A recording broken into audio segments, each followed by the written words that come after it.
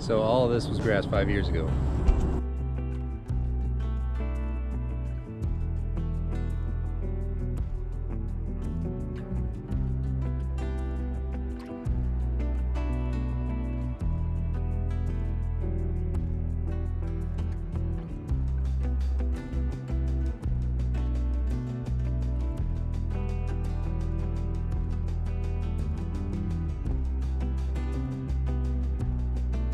Those hibiscus are really starting to bloom every day. This is just a stop your car, get out of your car and look at it. Hydrangea. That's like a pumpkin up there. That's one hydrangea panicle. That is just crazy. Look at that. Well, we just got a nice rain, and before the cicadas come out and the wind comes back, we're going to check out the hydrangeas, which are in full bloom. This is the paniculatas that are just raging right now. The broadleaf hydrangeas like the Incredibles and stuff are pretty much at the end of their usefulness at this point, but the hibiscus, the paniculatas are just ripping. Look at this pinky winky. That is an awesome hydrangea. Look at one of these large ones. That's one panicle. That is insane. I just love the some are bloomed, some are not. Got a golden retriever back there somewhere in the water, but there she is. She wanted to come out and help, but we'll start at this corner of the yard. And last year I burned up all of the hydrangeas because I didn't turn the drip on, but this year I've taken care of most of them, and just in this one corner there's only 3 limelights in this little bed here. There's 2 hibiscus in the front, and that's my dawn redwood, which I love, but these are a little tight now. They were pretty spread out when I planted them, but the grasses are just getting really large, so really this entire bed's going to need to be bumped out on each side, maybe a little in the front here.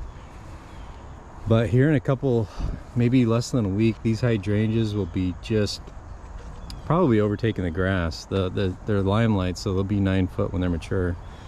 But I really like how that purple foliage of the hibiscus makes them pop. But going on down the line, we've got vanilla strawberries in the back and hibiscus really everywhere.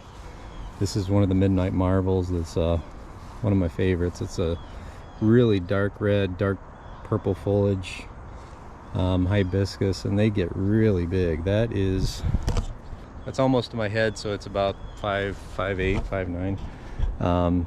Well, actually it's probably only about a little over 5 foot, but that one's actually over my head.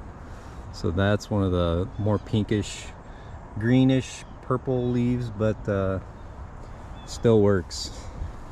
Got a phantom there, which is one of the old school hydrangeas and the paniculatas, but over here in this bed it's all vanilla strawberries and hibiscus. So those hibiscus are really starting to bloom every day in the last week. These are 2 midnight marvels. That's a vanilla strawberry, and if you look at how big a vanilla strawberry gets, look at that. So that'll be even bigger. It's still growing on the end there, so that'll potentially get 18 inches, which is one of the largest I grow here. But then we get down to our limelight drift of hedges that's I think gonna be connected at some point. But here's another nice vanilla strawberry, not pruned right last fall, but with the water we just got, pretty massive downpour, it's pretty heavy, but you can see where I didn't prune that enough to where it's strong enough at the base. And same with this guy. But those are just massive, and they last the rest of the summer. So they'll start pink, or they'll start white, and they've got kind of a reddish stem on the vanilla strawberries. But this one will need to be pruned up better. This one will need to be pruned up better. And kind of going down these hedges of limelights, I've got 6 limelights in each of these drifts that you can't even see look like a grave for each bed, but now you can't even see the mulch at the bottom. But Limelight's one of the classics that starts this limey green, and that's probably my favorite color. But the lime kind of turns into the whites, and then later in the fall they'll start turning pink. But we caught them at a really good time. And there's a specimen tree in each bed, or there's supposed to be. So in most of the beds you're gonna see eastern red buds. There's actually a yellow magnolia that the deer took down, so it's pretty small now. But these are just massive blooms, and they bloom new hibiscus every day. That's got to be 10 inches right there. Just crazy. And then there's a lighter pink back here. But the thought was, as I plant these 6s and then a tree and then another limelight in the back, so there's actually 7 in most of these, followed by grass and another hibiscus, you'd be able to walk down through here. And you can't walk down through here because they're too tight. But that's a really neat, it's almost got some pink to it, which I really like. There's some whites, there's some reds, but the pinkish white is really something that's kind of new for me this year. Didn't really know. I think this is one of the new ones I planted last year, but that's a really good picture.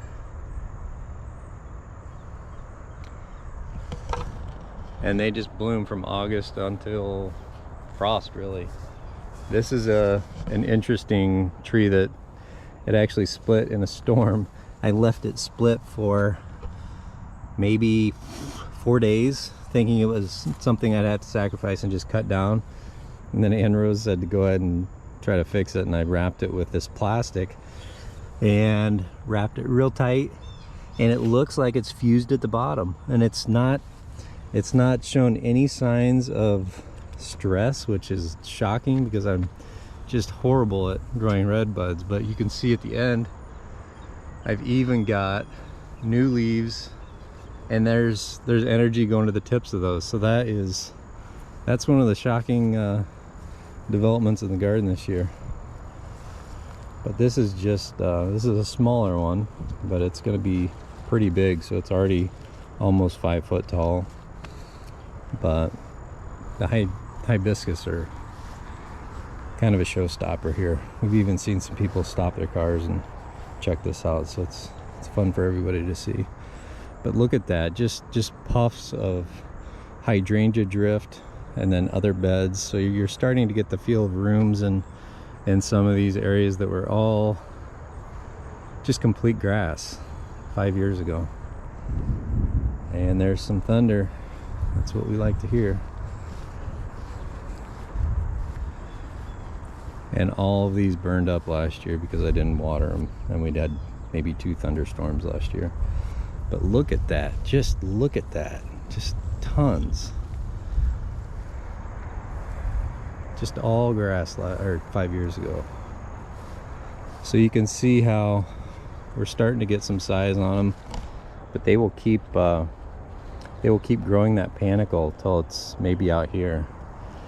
And this is just a really neat phase for limelights. When they're still green, they look really fresh, really clean, and it's really just fun to walk out here. I walk out here at least 3 times a day, just the whole perimeter.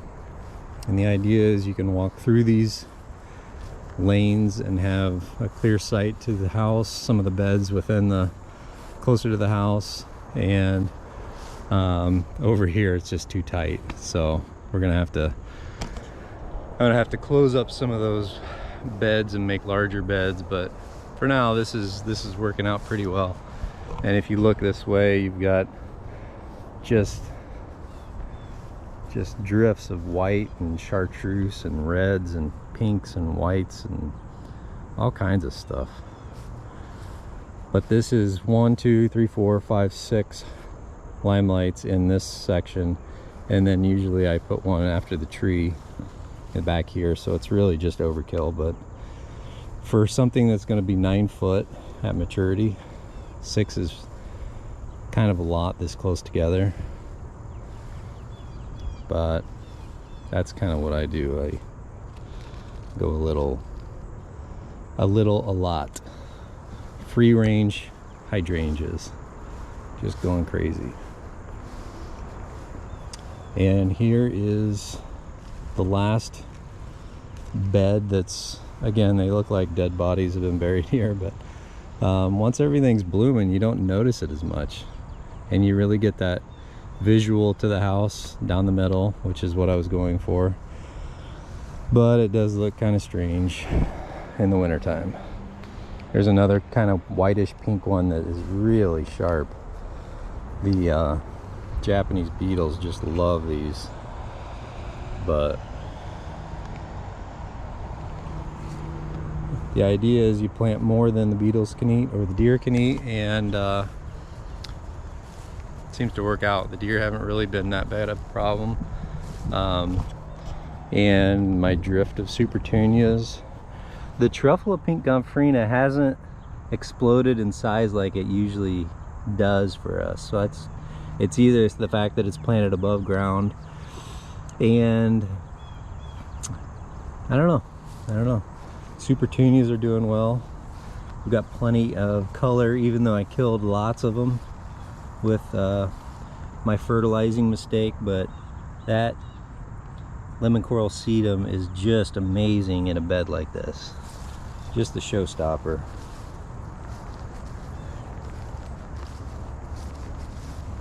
And I really thought this would be a good spot for the truffle of pink gomphrena, but I don't really notice the scent at all. It doesn't bother me out here, obviously, but I'm not really going up to smell it. Yeah, I don't even smell it. Maybe because it just rained, but it hasn't been a problem. You can definitely see a few spots where the die-off from my fertilizer overload has impacted some of those, but not too bad. And if you kind of pivot over here, this kind of lonely garden bed that I made because I had one yellow magnolia. I have fire and ice in this bed, and after seeing that Pinky Winky over there, I think this would be a good specimen bed for Pinky Winky, a yellow magnolia, and maybe something purple on this side, whether I keep the hibiscus or add a black lace elderberry, which is really where I'm leaning towards. I think that would be a good spot. So I'm going to relocate these, possibly, if I can find enough Pinky Winky, put those in, redesign the bed, really bump it out, clean it up, and really think about the size and shape of the bed, which is oval is just not doing it for me here. And having just really large specimen plants I think would be cool. But yeah, if you go to this side, it's really just a circle by itself, which doesn't really fit with what I do. So I think getting hydrangeas with different size, botanical characteristics, and maybe a nice border would really change that. Over here we've got some more mature limelights, and there's actually some vanilla strawberries in here, which you can't really see, but you can really see some of them are actually turning pink already. But I'll turn this guy into a topiary, possibly. Started practicing yesterday, not really sure exactly what I do, but I think I'm going to make arms with pom-poms at the end. We'll see how that goes. I think I've been to Disney World too many times, but kind of want to try it. But this is just the perfect moment for limelights. They're pretty white on this one, but they're nice and clean, fresh. The leaves are not iron deficient. They got plenty of water because I've got a really thick bed of mulch here, and nice black lace elderberry peeking out. That'll explode here in the year and really add a lot of color depth and size. Probably too close to this maple, but I don't care. Really big grass next to this limelight. Yeah, those are just awesome. Those are crazy, just crazy. This is an old quick fire, which is kind of slow to bloom, but I pruned it last year, and they kind of grow in a spherical shape, so it's not really your standard paniculata, but that's kind of weird that it's blooming on this side and not in the middle. But that's a pretty cool, it's a big hydrangea. That'll be, I mean, it's already one of the biggest in size. But anyway, over here I get into a really crazy paniculata variety here. We've got Firelight, we've got this is a Limelight Prime, I think, so it's supposed to stay a lot smaller. I didn't prune it small, but you can see that vanilla strawberry back here. And if I can poke my way through here, some of these are just absolutely massive. So you can see that it's not just a panicle, it's got panicles on panicles. This is like a panicle. This is a panicle, but you can really see how those small panicles together look like one giant snow cone, and they'll just get bigger and bigger. But that's by far, for your money, vanilla strawberry is where to go. We got a Firelight over here already starting to change. Not necessarily my favorite when they turn pink instantly, but Firelight's going to be a big daddy too. That'll be a 9-footer. So all of these are really large. This is another Limelight Prime, I think, and it's probably 5 foot already, 5.5 feet. So they can get large if you let them. I think the idea with the primes is to keep them more small and compact, but I don't care. And again, going back to the Pinky Winky and why I think that would be just an awesome specimen plant for that garden bed that's kind of developing over there. There's a circle. This is just a stop your car, get out of your car and look at it. Hydrangea. That's like a pumpkin up there. That's one hydrangea panicle. Kind of could have used some water, but they got it today, so it's going to just keep rocking. But that's 6 foot right now. I planted it as a court 4 years ago, so with not much pruning. I do a little pruning on them, but I don't prune as much as I'm supposed to, and I like the size. And that is just crazy. Look at that. Look at that one panicle at the end of these top ones are just, I mean, that's 14 inches right now, and it's still going. So you can see that tip is just going to keep shooting out. But this is turning into a nursery bed where we're going to have to relocate some stuff, and these Japanese beetles just love the rose mallows, but whatever. Got a ruby slippers oak leaf there that's getting decimated by the Japanese beetles too. You can see through the leaves, but just try to flick them off where you can. This is my David Austin rose, which has a few Japanese beetles, but really it's supposed to be carding mill. I don't think it is, but I really like that. Yeah, I didn't do anything for the Japanese beetles this year. Another Midnight Marvel, another pink one that I don't know, and this is another vanilla strawberry. So here's an example of what I was talking about. You've got panicles going up the stem of their own panicles, but together they look like a giant snow cone or something. It's just insane. So you can kind of see the structure of how they grow. Maybe a little closer here, but you got your panicle there, you got your panicle on its own stem, and just going up there together. I mean, you think it's just one panicle like a Limelight, but that's going to get heavy too. But overall, I like it. So here in the front behind the pickleball court, we've got one of the most spectacular Rose of Sharons that I've ever seen.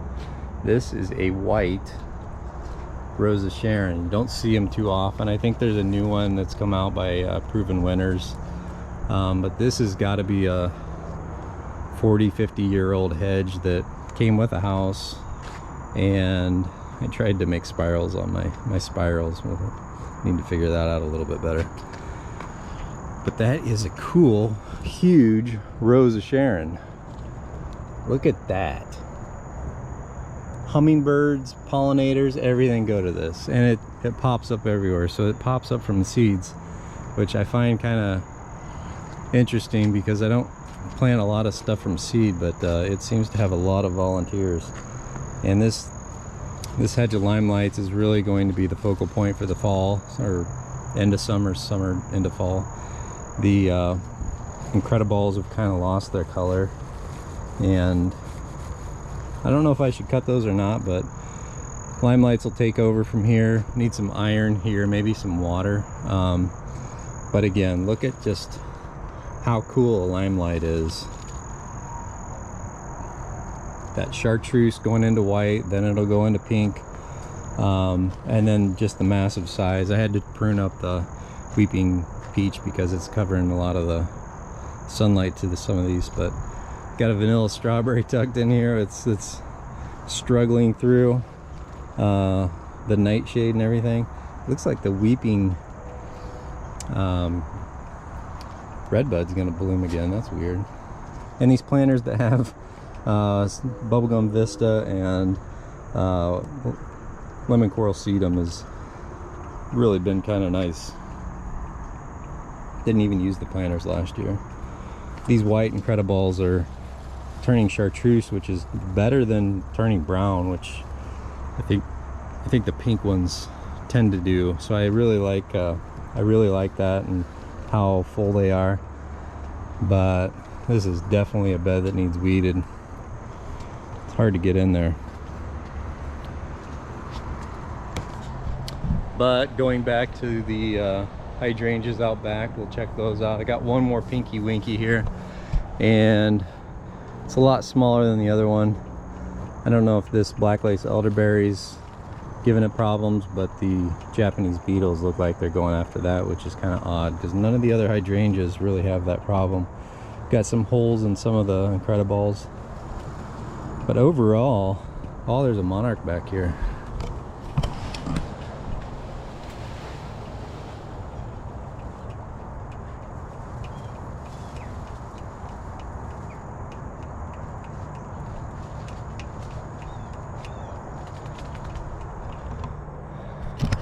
Wonder what he's doing. Anyway, I got a wet dog now, boy. A lot of these bloomstrucks didn't do too well. I lost a lot of those kind of hydrangeas, but they seem to be coming up through the giant thickness of mulch that I've got, so maybe next year they'll be all right. They're trying to bloom, but they're really not in the right spot, so they need a little bit more shade than I can give them. But what I was talking about with the arborvitaes is trying to figure out how to make interesting arborvitaes. So these can't be really cut into spirals because they have so many different trunks, and if you bend them, I'm going to try to see if we can put some character into this bed, which is kind of just a throwaway bed. I've got just a bunch of extra stuff. I've even got stuff in pots back here, but this will be really more formalized next year. Bump it out quite a bit. I've got drip going through it, so I've got space I can work with. And then you get to the back beds. This is, well, there's actually a Zinfandel back here that really doesn't get enough sun. Hasn't done much. Not too impressive for a Zinfandel.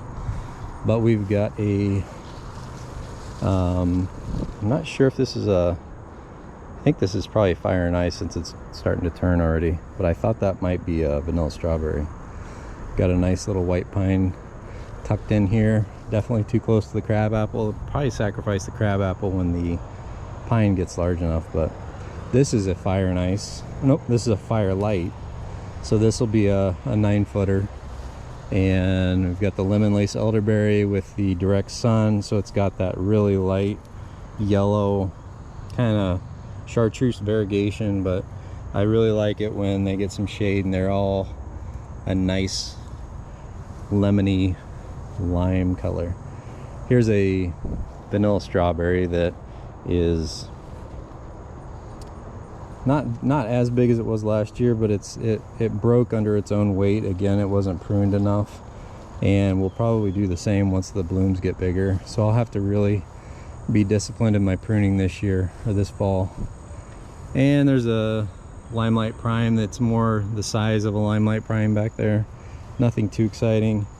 We've got bloom structs kind of tucked in back here, and they look really nice when they get the shade, but they need probably a little bit more water and maybe a little more sun, because some of these just aren't even blooming.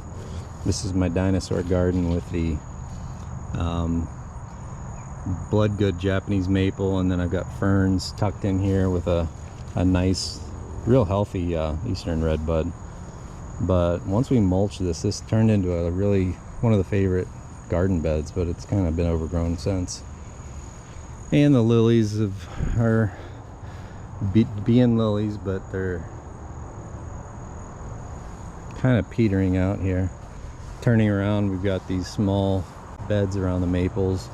1 phantom, 2 vanilla strawberries. So these will be monsters, and they don't get, I don't think this one's on water, so they're a little slower than everything else.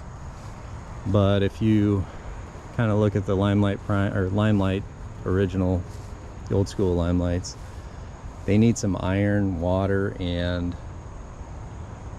that's about it. But you can tell from the leaves when they start getting this kind of yellow variegation on them.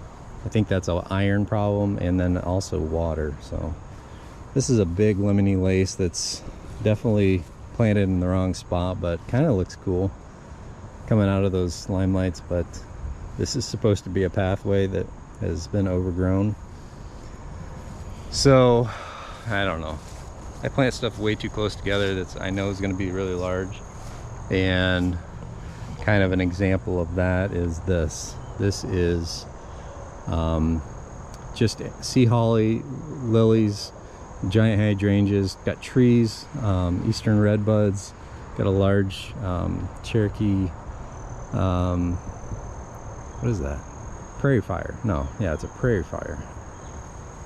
But old school hydrangeas here are doing really well compared to last year. These are all Nico blues, and none of them are blue. I mean, almost bindweed is killing me. Everything's hand pruned. I haven't really sprayed anything, so bindweed, if you don't keep up with it, is just murderous to these kind of hydrangeas. Grabs them and tugs them down to the ground. But those look really good this year. It's almost purple. They were pink earlier, but it's just so hard to get the soil and everything to be acidic enough to make them blue, which is the goal. But they did pretty well. And we got a swamp milkweed there that I see the monarch on quite a bit, so I haven't really seen any flower or caterpillars, but real nice foliage though. They get a lot of shade here. This is kind of a north side of the house bed, so they get maybe 4 hours of sun, and with enough water they don't get wilty. They wilt pretty quick when they get dry, but obviously we got plenty of water today, if you see everything on that. And I've got 2 firelights in there that I stuck because I didn't know where to put them, and definitely need to figure out a way to move those. But pivoting back here, this is supposed to be a white-blue garden, and I've just got lilies and all kind of nonsense planted in here. This is a blue Japanese pine, one of my favorites, and each of these tips are growth from this year. So that has grown 12 inches this year. These were cheap Home Depot hospital section trees that I grabbed 2 of them, and I'm really glad I did. This is just a cool pine cone, and I think they look really well with the panicles. Here's some more Limelights, I think. And there's you can see the color difference. The Limelight's more of a yellow almost, and then the vanilla strawberries just perfectly white. So again, maybe Limelight was wrong to put with vanilla strawberries, but I really need to clean up all of this. Just lilies everywhere. And the sea holly I like. The hostas down there I don't. But I don't know. This is the side where you can really see the iron deficiency or the water deficiency, and they just get blasted with afternoon sun. So maybe that's an indicator of something that I'm not giving it enough of. I've turned the drip on a little bit more back here, so hopefully they'll green up again. But those are just monsters. So each of those panicles, if you look at these small panicles, they're going to grow into giant panicles out to here within maybe 2 weeks.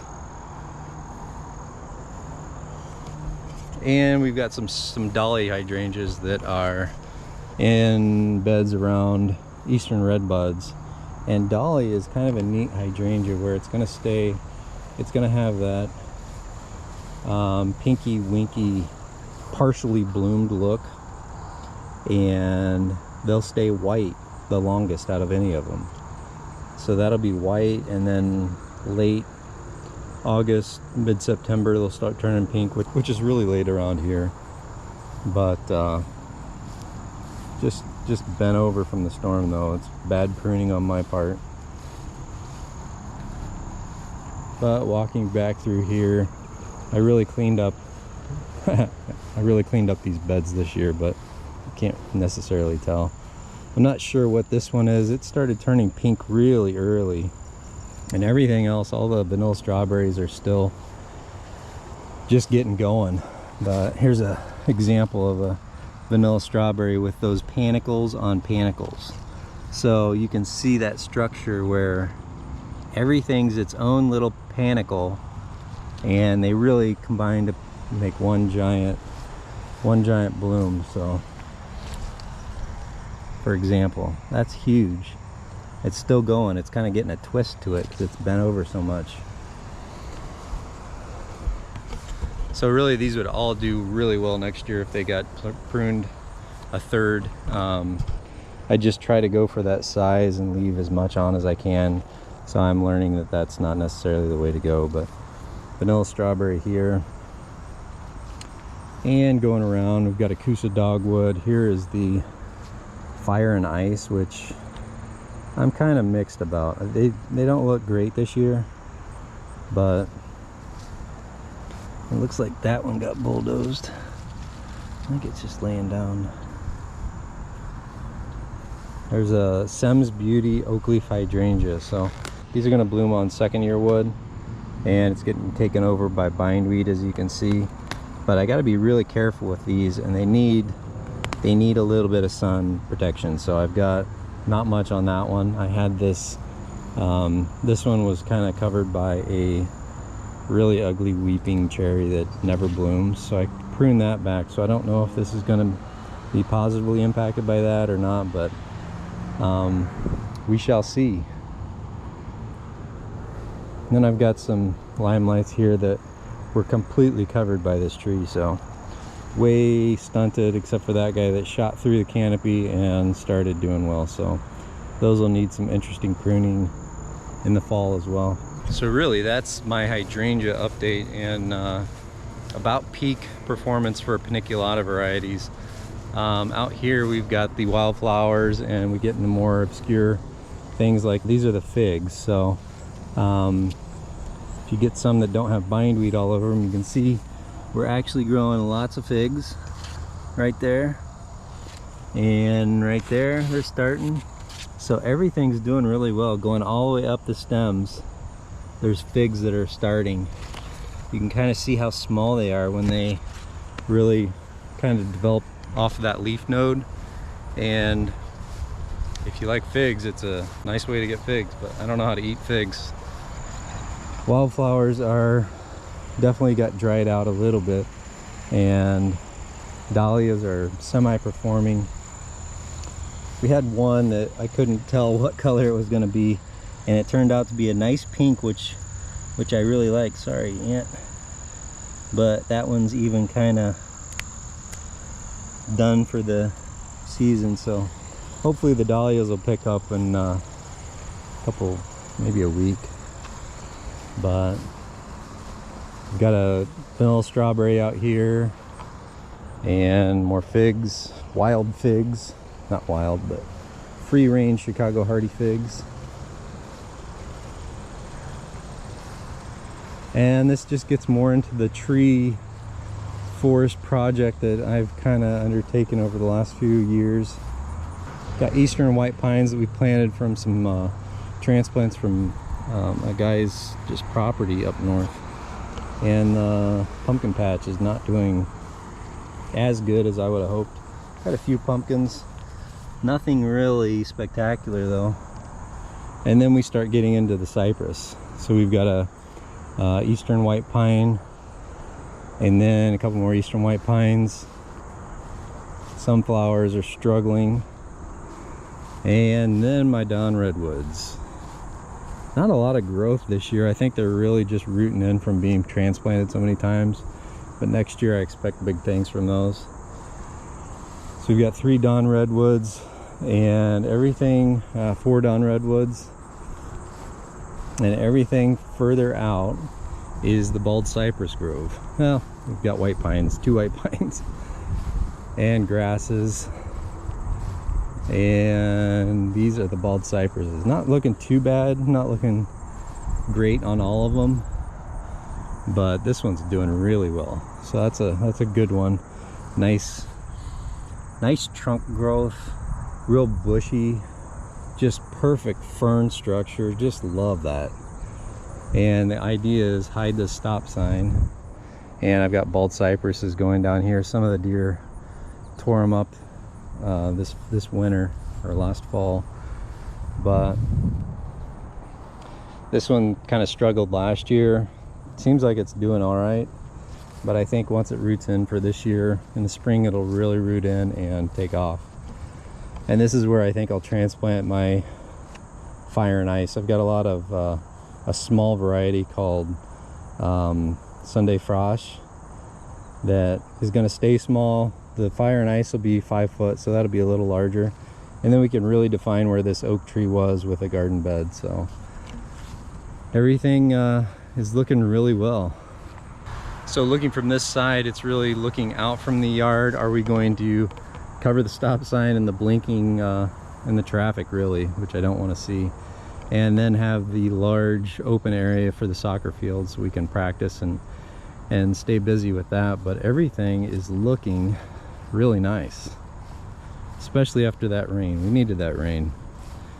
Been about a week maybe, and you just can't keep up with watering through via drip like this. I've even got drip going to these little volunteer oaks, but you can't keep up with the watering if the yard is just complete clay and doesn't hold moisture, and so on and so forth. These are really nice Dawn redwoods. So I planted these 2 years ago, I think, and this one is just super gnarly. Just curls, twists, everything. That is one of my favorites. And they just have that bald cypress look, but it's a little bit thicker leaf than a bald cypress, and they look really great. I just love them, but I think I need to connect some of these garden beds too. And in this bed I've got just some extra what were these called? Oh, we've got a Dawn redwood here, and these are sweet summer hydrangea, I think. So it's just kind of a random paniculata with a couple eastern red buds. And if I connect these garden beds, which with this tree, which I intend to do, I think that'll look really sharp. We can put something down the middle, maybe annuals on this side. So if we do put annuals on that side, mulch around this guy, we'll have duplicated what we've done on those 2 oaks there, which definitely I think benefited from that project. They have got a lot of deadwood up there, but none of them are dropping leaves yet, which they were doing last year.